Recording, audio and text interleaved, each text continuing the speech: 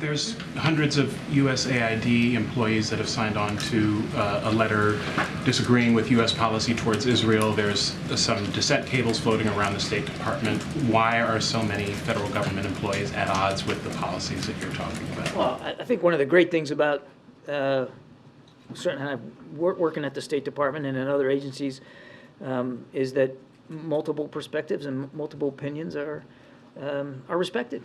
And there's an avenue, like you said, the dissent channel. I can't speak for what is or what isn't in the dissent channel, but having worked at the State Department, I can tell you that that's a time-honored and traditional way for employees there at the State Department to voice their concerns, and I think that's a good thing. The President understands that there's strong emotions and feelings here, all around, all across the board.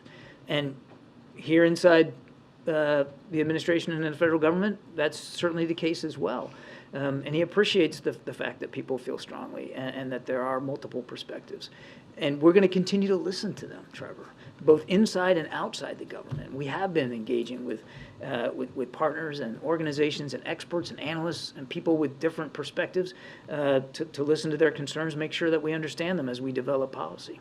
And is the President frustrated at all with his inability to prevail upon his Israeli counterpart to engage in these humanitarian pauses? There have been humanitarian pauses already. There's been some. I mean, one of the ways we were able to get those first few hostages out was a pause in the fighting. And Prime Minister Netanyahu, I believe in an interview last night, also talked about the fact that he has approved certain pauses throughout the country. So there have been, and we are going to continue to work with our Israeli counterparts going forward to make sure that we can continue to do them. But the idea here is, they're localized in terms of geography, they're limited in time and duration, and they're usually for a specific purpose or purposes, getting stuff in, getting people out. And we have every expectation that we'll be able to continue to have those conversations.